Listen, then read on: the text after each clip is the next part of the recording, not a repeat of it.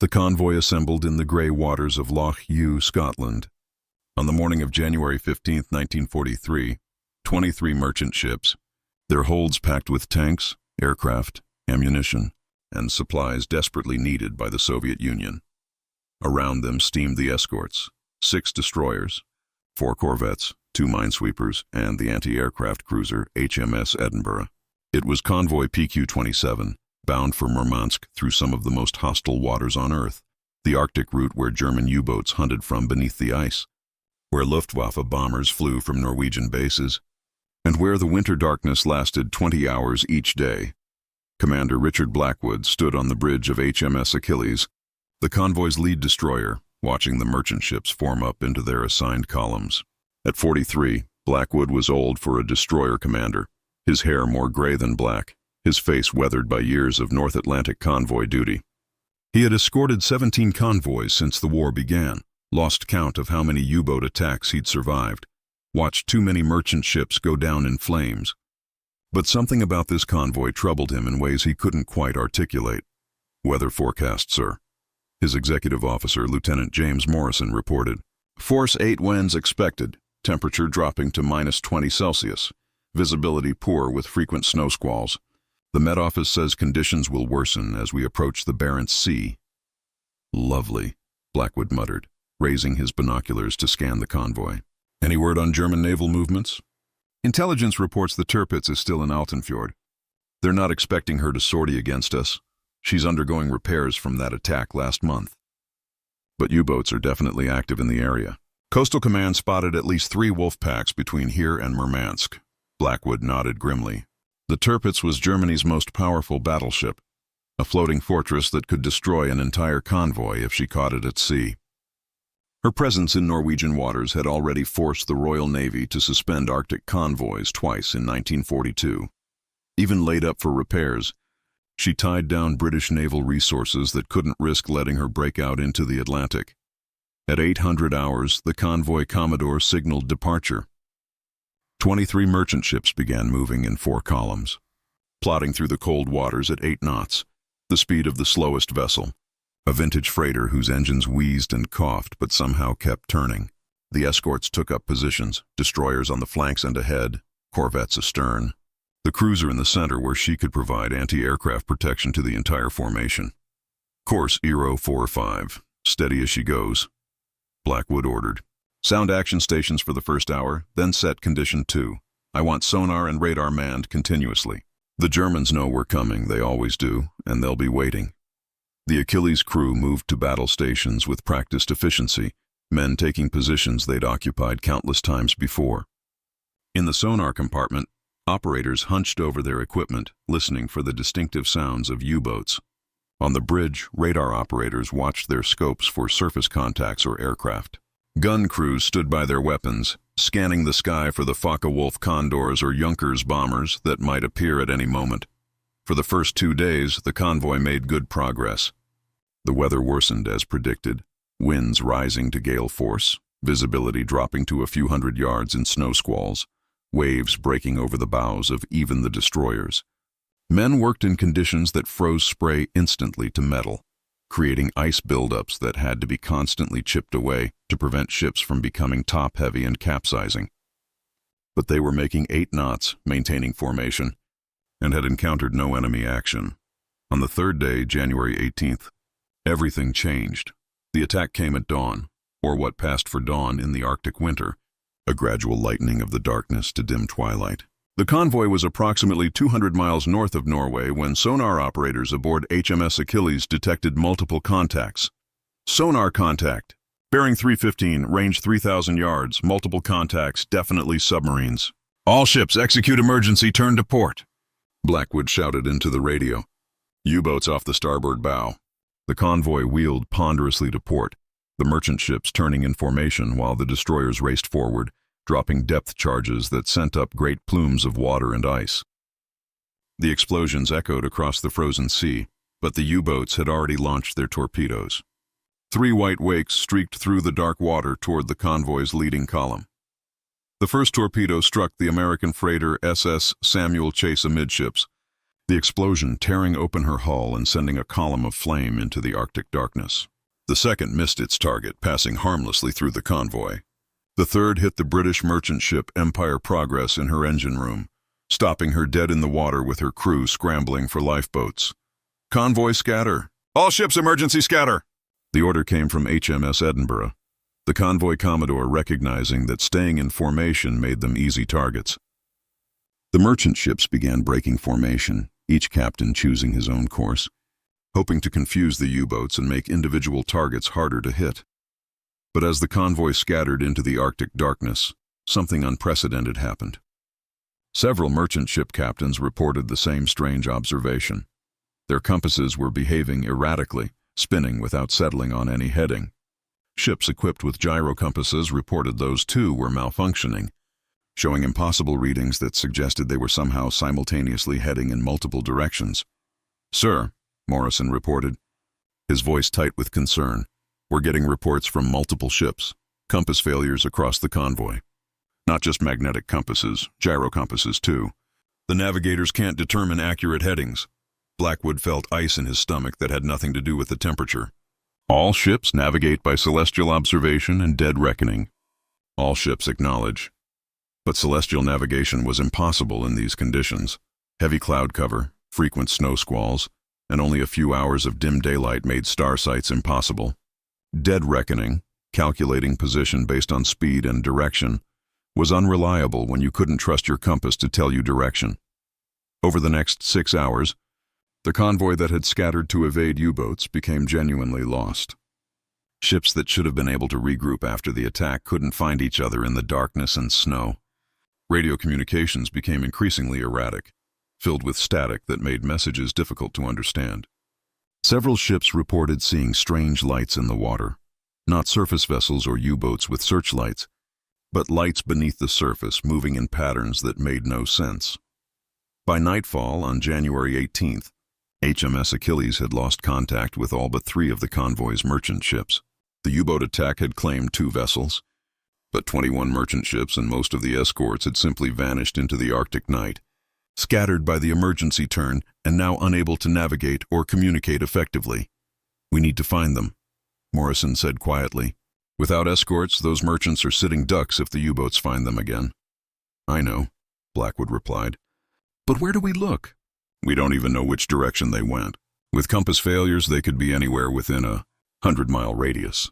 What Blackwood didn't say, what he was thinking but couldn't quite bring himself to voice, was that this felt wrong, in a way that went beyond normal convoy chaos. He'd been through scattered convoys before, had helped regroup ships after U-boat attacks. But the scale of the compass failures, the simultaneous breakdown of multiple navigation systems, the strange lights some ships had reported, it all added up to something he didn't understand and couldn't explain. As the Achilles continued searching through the darkness, her radar detected something that made no sense, a large contact, bigger than any U-boat or surface vessel in the German inventory, moving beneath the ice at a depth that should have been impossible.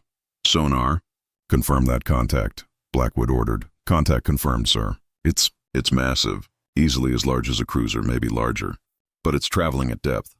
Our sonar puts it at least 800 feet down. No submarine can operate at that depth, sir. The pressure would crush it. Could it be a malfunction? False contact from ice or underwater terrain?" "Negative, sir. The contact is moving, maintaining steady course and speed. And, sir, it's heading directly toward the position where the convoy scattered."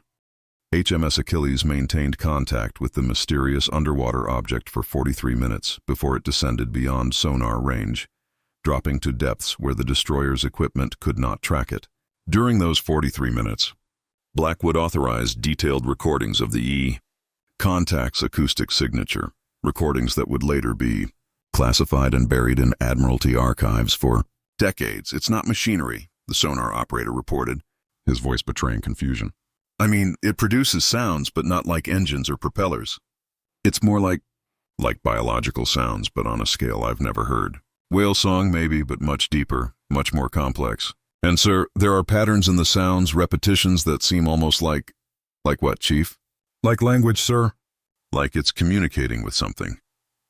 Blackwood filed this observation away, unsure what to make of it. His priority was finding the scattered convoy before the Germans did.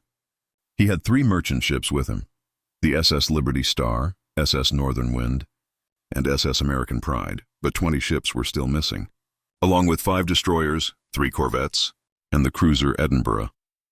As dawn approached, the dim Arctic dawn that barely qualified as daylight, the weather worsened.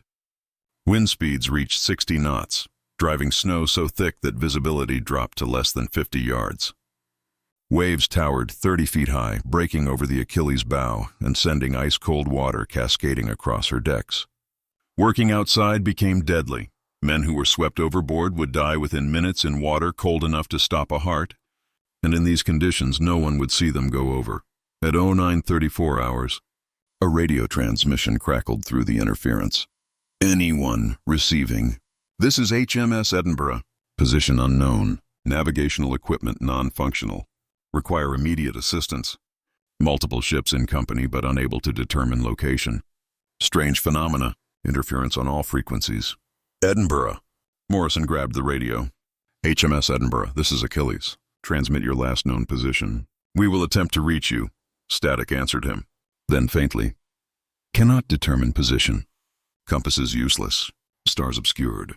We are... Wait, what is that? Do you see that in the water? There's something. Oh God, it's huge. All ships emergency turn to. The transmission ended abruptly. All attempts to raise Edinburgh again received no response. Get me a direction on that transmission, Blackwood ordered. Radio direction finding now. The radio operator worked frantically with his equipment. Sir, the signal was so broken and distorted I can't get an accurate bearing. Somewhere to our northeast, that's the best I can give you. But sir, that last transmission, what did he see? No one had an answer. Blackwood made the decision to head northeast, hoping to find Edinburgh and the ships she'd been escorting. But northeast was a guess without reliable navigation. He was essentially choosing randomly and hoping for the best. For the next 8 hours, HMS Achilles and her 3 merchant ships pushed northeast through the storm, searching for any sign of the missing convoy. They found nothing, no ships, no wreckage, no oil slicks, nothing to indicate where 20 vessels and hundreds of men had gone. At 1800 hours, as darkness returned, the Arctic night that would last until the next morning's brief twilight, something appeared on radar that made the operator call Blackwood immediately. Multiple surface contacts. Bearing 045, range 12,000 yards. Numerous vessels, stationary or drifting. It could be them, sir. All ahead full. All ships follow us. Gun crews to action stations. If those are enemy vessels, we'll need to be ready. The Achilles surged forward, her crew tense at their battle stations, expecting at any moment to encounter German warships. As they closed the range, details began to emerge on radar. These were multiple vessels, definitely not moving, clustered together in a rough formation. At 5,000 yards, lookouts reported visual contact. Ships ahead. Multiple vessels dark, no lights showing. Blackwood trained his binoculars on the contacts, his breath steaming in the Arctic cold. As the Achilles drew closer, the scene that emerged from the darkness made his blood run colder than the temperature could explain. It was the convoy, or most of it. 17 merchant ships sat motionless in water that was choked with ice floes. Around them were 4 destroyers, 2 corvettes, and the cruiser Edinburgh, all dead in the water. No smoke came from any stack. No lights showed from any vessel. The ships simply sat there, dark and silent, as if every person aboard them had simultaneously ceased all activity. Slow to 5 knots, Blackwood ordered quietly. Maintain distance of 1,000 yards. Sound general quarters. I want every man at battle stations and every gun manned. As the Achilles circled the silent fleet, Morrison voiced what everyone was thinking. Sir, this is wrong. This is very wrong. 21 ships, all stopped, all dark. Even if they'd lost power, they'd have emergency lighting. Even if they'd abandoned ship, we'd see lifeboats, wreckage, something. Signal them, Blackwood ordered. Use signal lamp and radio, all frequencies. If anyone's aboard any of those ships, they need to respond. The signal lamp clattered out its message in Morse code. The bright flashes stark against the Arctic darkness. Achilles to convoy PQ-27. Respond immediately. Achilles to all ships. Acknowledge this signal. No response. The silent ships sat in the ice, their dark hulls barely visible against the darker sea, like ghost ships from old sailors' tales. We have to board them, Blackwood said. Prepare a boarding party. 20 men, full combat gear, medical personnel. We'll board Edinburgh first. Whatever happened here, the Commodore will have logged it. Morrison hesitated. Sir, with respect, we don't know what happened to those crews. If there's disease, or if the Germans used some kind of chemical weapon, then we need to know about it. Prepare the boarding party, Lieutenant. That's an order. As a whaleboat was lowered and the boarding party assembled, one of the sailors pointed at the ice surrounding the silent ships. Sir! Look at the ice. Blackwood trained his binoculars on the ice and saw what had caught the sailors' attention. The ice around the fleet was marked with patterns, geometric shapes etched into the frozen surface, too regular to be natural, too precise to be random ice formations. The patterns formed concentric circles around the ships, with angular designs connecting them, like some vast diagram drawn on the ice itself. What could make patterns like that? Morrison asked. I don't know, Blackwood admitted. But we're going to find out. Boarding party away! The whaleboat crossed the dark water to HMS Edinburgh, approaching the silent cruiser's hull with oars rather than engine. Blackwood wanted to make minimal noise, though he couldn't have explained why. The boarding party climbed rope ladders to Edinburgh's deck, their boots ringing on metal coated with ice.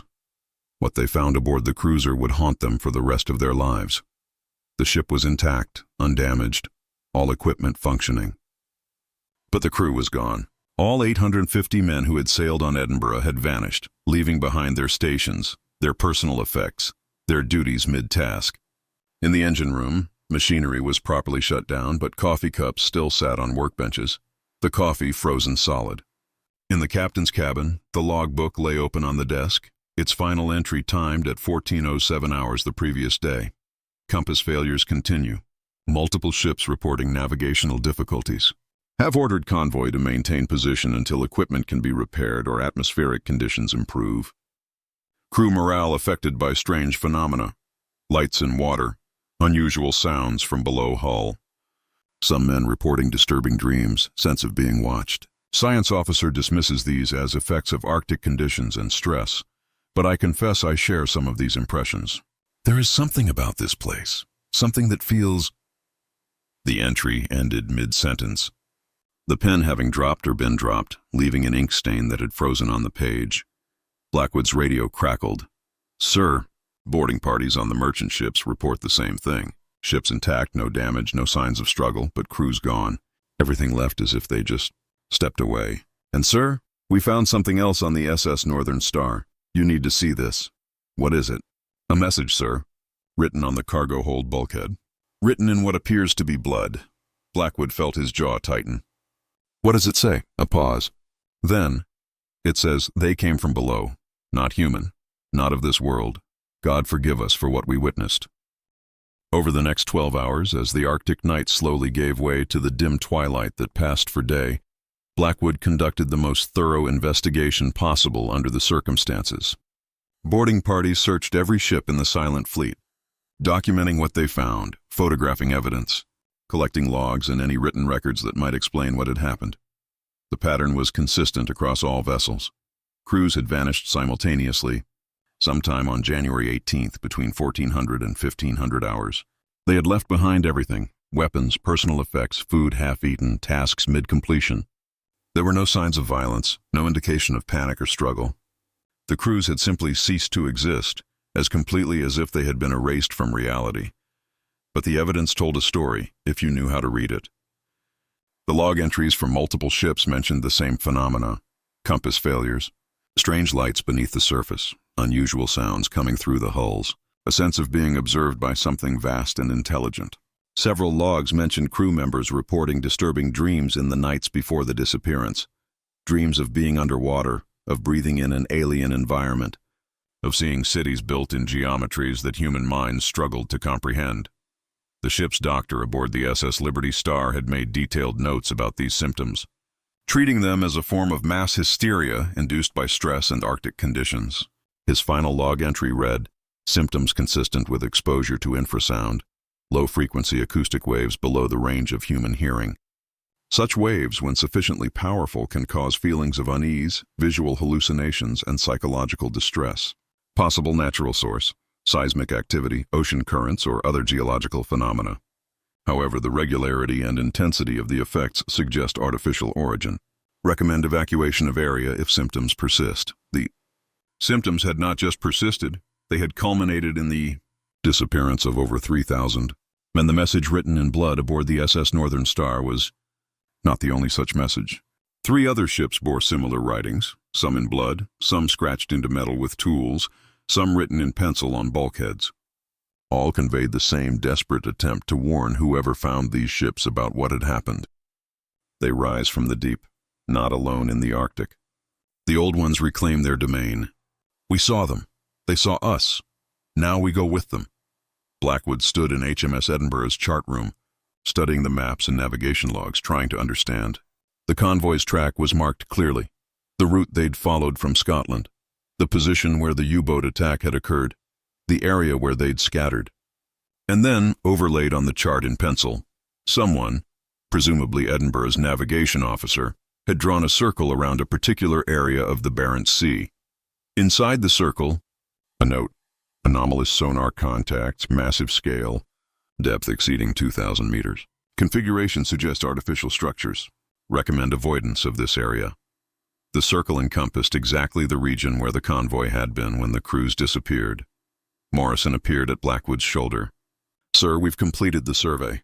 All 21 ships are in the same condition, intact but abandoned.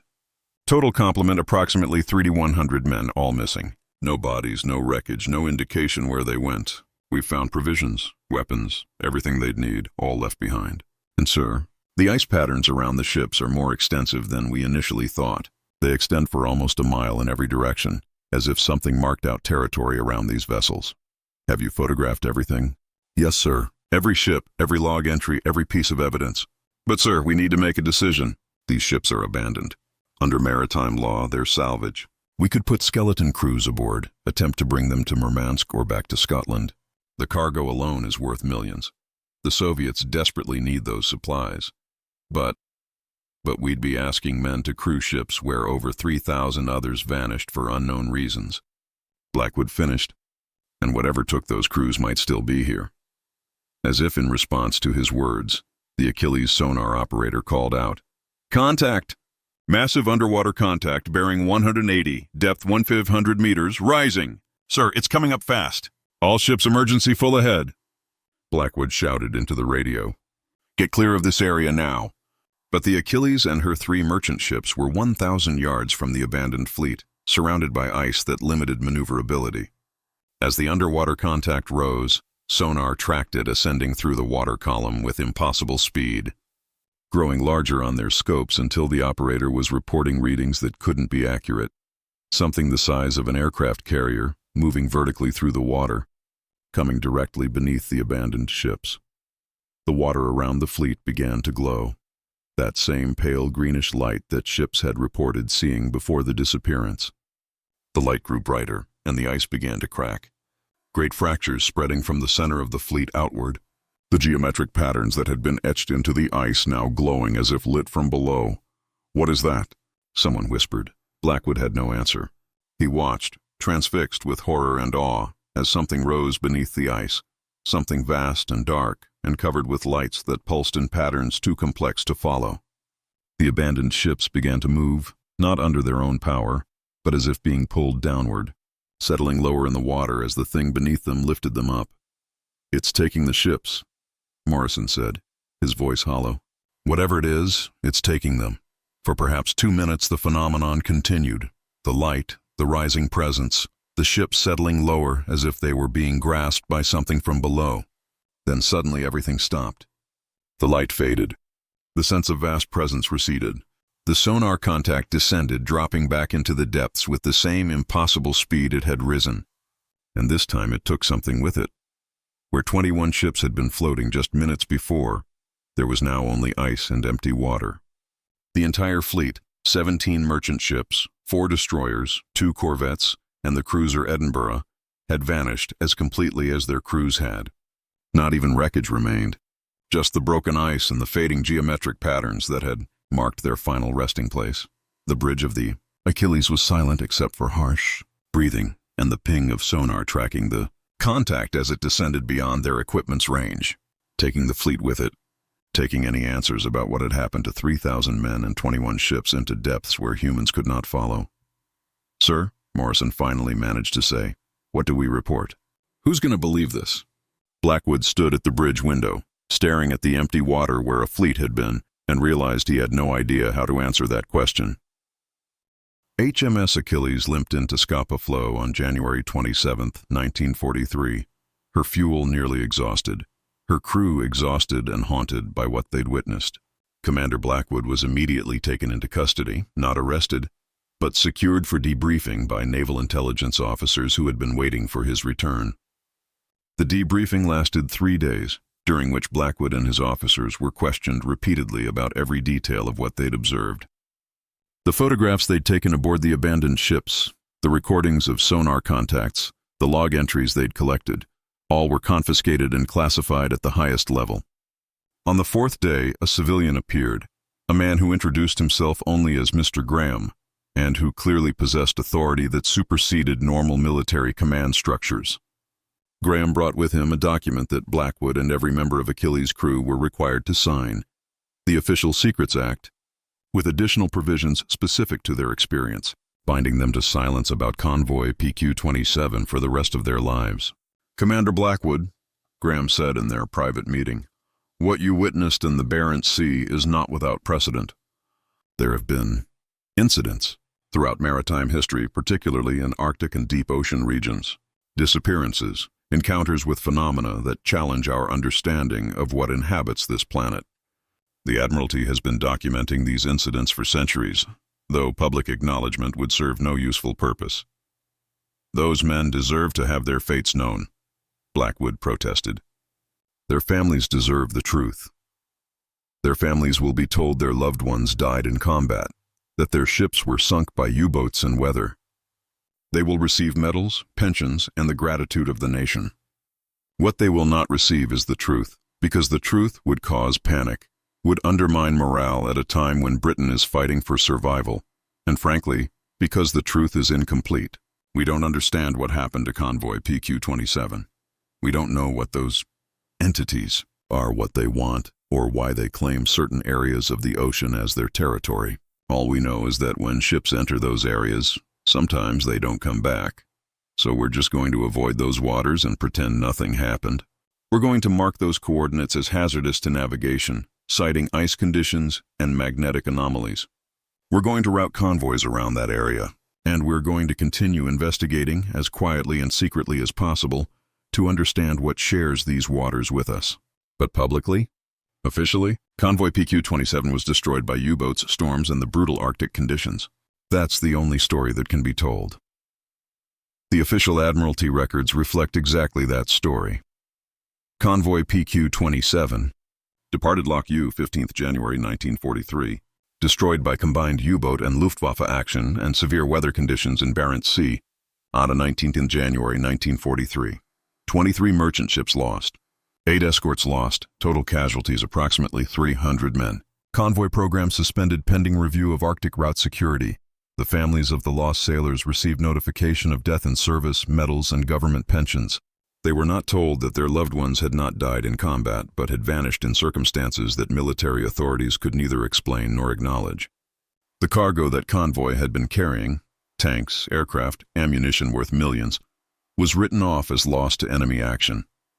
Richard Blackwood never commanded another ship. He was promoted to captain and transferred to a desk job in London, where he spent the rest of the war reviewing convoy routes and recommending course changes that would keep British ships away from certain areas of the Arctic.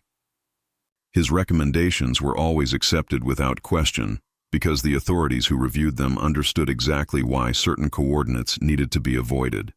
He died in 1963, taking his secrets with him, his signed copy of the Official Secrets Act preventing him from ever telling his story. His personal papers, which might have contained more details, were confiscated by government agents immediately after his death and have never been released. The crew members of HMS Achilles were dispersed to other ships, deliberately separated to prevent them from discussing their experience with each other. Most survived the war. All kept their silence, some from fear of prosecution, others from the simple knowledge that no one would believe them anyway. In 1991, following the end of the Cold War and the declassification of many wartime documents, a researcher examining Admiralty archives found a brief, heavily redacted reference to Convoy PQ-27 that didn't match the official story. The reference mentioned unusual circumstances and phenomena requiring further investigation before the rest of the document was blacked out. Attempts to access the full file were denied on national security grounds. In 2004, a Russian research vessel conducting oceanographic surveys in the Barents Sea reported sonar contacts consistent with large artificial structures at depths exceeding 3,000 meters, in approximately the same area where Convoy PQ-27 had last been seen. The research vessel attempted to deploy deep-sea cameras for closer investigation, but experienced complete electrical system failure, forcing them to abort the mission and return to port. No further investigation was authorized. The Barents Sea remains one of the least explored regions of the world's oceans, its depths holding secrets that may never be revealed. Modern shipping routes avoid certain areas, though the reasons given, ice conditions, magnetic anomalies, difficult navigation, are technically accurate even if they're not the complete story. Somewhere in those black depths, in trenches where sunlight never penetrates and pressure would crush submarines like tin cans, there may exist evidence of what happened to Convoy PQ-27. 23 ships and over 3,000 men vanished in January 1943, taken by something that rose from the deep ocean, something vast and ancient and utterly indifferent to human affairs. Whether they rest on the seafloor, whether they were taken somewhere else, whether any trace of them remains, no one knows. The Arctic convoy that never returned became a footnote in naval history. One more convoy lost to the brutal conditions and ruthless enemies of the Arctic route. But for those who knew the truth, for the handful of men who witnessed what actually happened, it represented something far more disturbing. Proof that humanity shares this planet with forces we don't understand, that the ocean's depths hold mysteries we're not prepared to confront, and that sometimes the sea takes more than ships and men. It takes truth itself, burying it in darkness where light cannot reach, and where silence is the only story that can be told. The frozen fleet of 1943 remains lost, not to German U-boats or Arctic storms, but to something older and stranger, something that claimed those ships and crews for reasons we may never understand. And in the darkness of the deep Barents Sea, in waters so cold and deep that exploration is nearly impossible, the truth about Convoy PQ-27 waits, frozen in time and mystery, a secret that the ocean keeps and may never release. Tentar novamente.